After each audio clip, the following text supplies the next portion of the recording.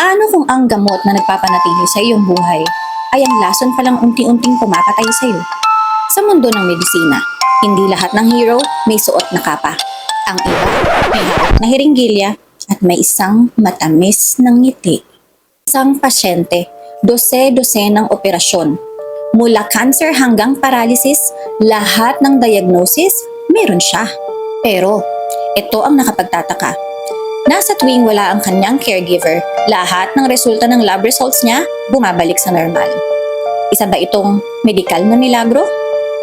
O isang madilim na panluloko? Dito nagsimula ang laro ng deception na kung saan ang care ay nagiging crime. Isang psychiatric condition kung saan kayang manipulahin kahit na ang pinakamagagaling na doktor. Noong 2015, isang trahedya ang nagbukas sa mga mata ng publiko.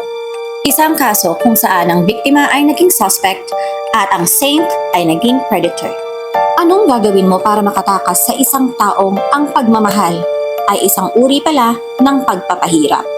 Alamin ang anatomy ng isang medical deception na tumagal ng 2 dekada. Panoorin ang buong kwento sa aming main video.